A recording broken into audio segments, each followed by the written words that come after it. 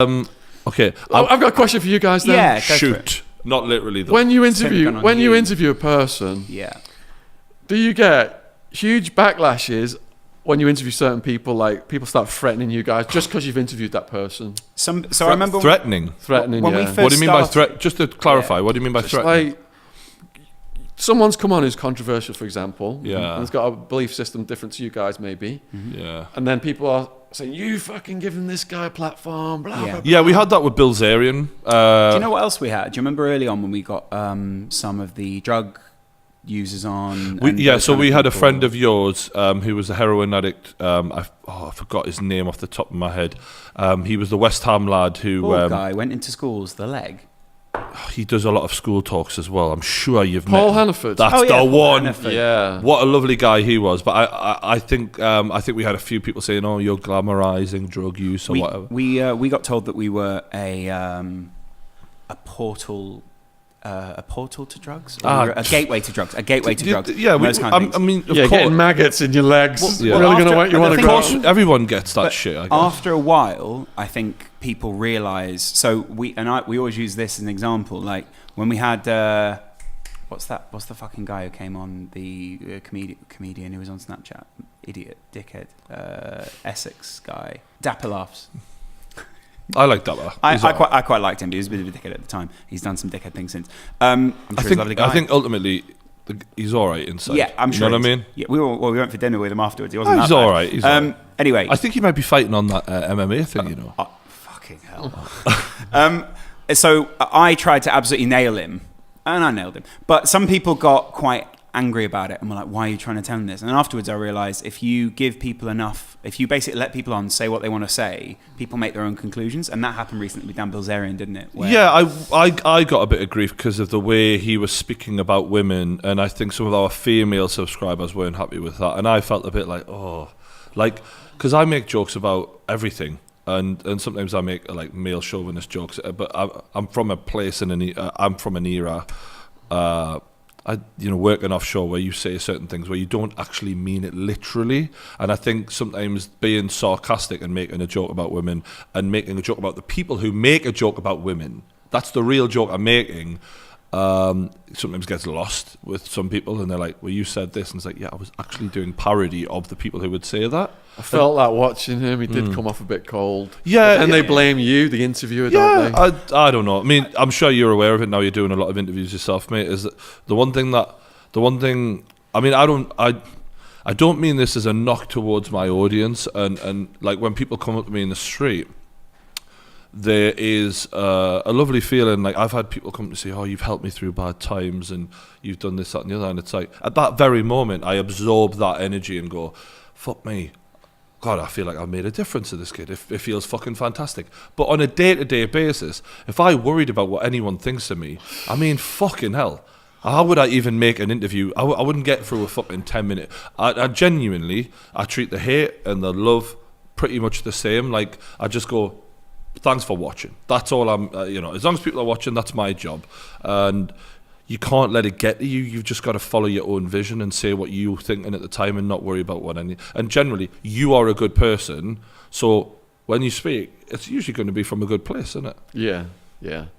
Don't shoot the interviewer. Yeah, I'm sure you've had a bit of shit. Has anyone in particular been a rough ride or something like that? Or? There's been a few situations on the channel where they blame you for...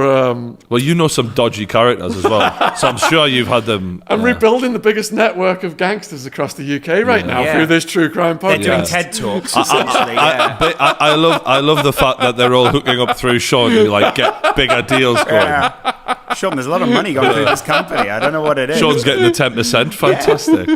I mean, in general, I think platforming and deplatforming and all that is probably not a very effective way of looking at it. You're hitting a level of fame right now where you're hitting heading towards 300,000. Is that right? Yeah, thanks to you guys, man. No, yeah. and it's thanks to all the videos that you're in the graph that you're doing, because I've seen YouTubers who I think if you just put the work in, you'd be out of sight, and they don't put the work in. You are putting that work in.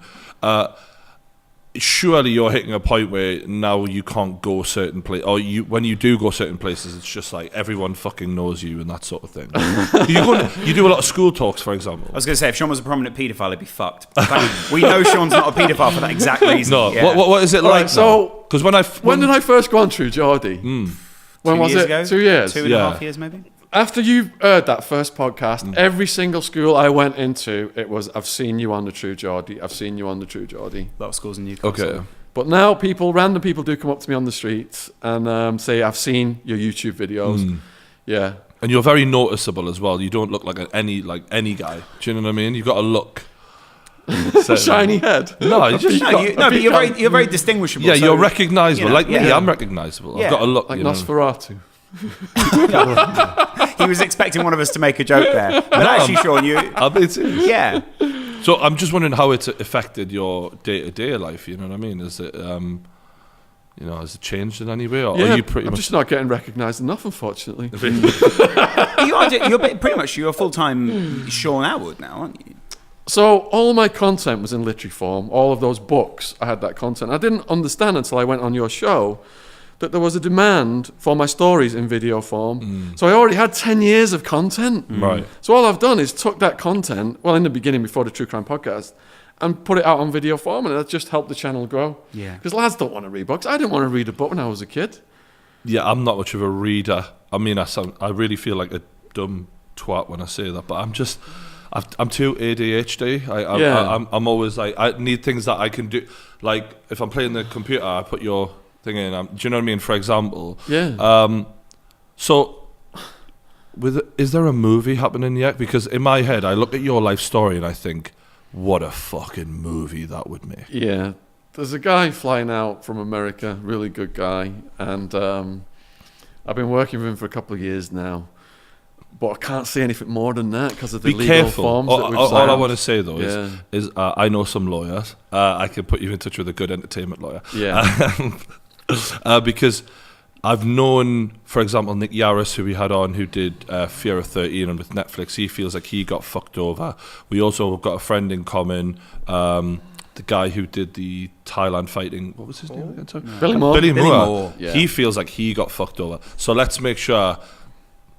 Whoever plays you, they're going to have to be really something, and you don't get fucked over, because Yeah, because they did it unagented. I've got agents. Yeah, I've got a really good agent with United Agents who I've been working with for years. I would look forward to seeing that. I either want to see it as a movie, or I feel like it's almost like a 10-part Netflix series or something like that. Oh, that would be good. Yeah. Or even, Matt, let's be honest, with all the shit that we've heard, you could turn that into like everything. Yeah, this could be series. Multiple series. Yeah. This could be a huge thing, couldn't it? HBO. I hear HBO knocking. Thanks for coming on, mate. It's been a pleasure. Thanks, guys, and a huge thanks to all the subscribers, all the new subscribers, all the True Geordie army. Yeah. Really feel all your love and support, man. Every day I get up, eat my breakfast, and read the comments. Oh, do you have a balcony? So I try to avoid comments. Yeah.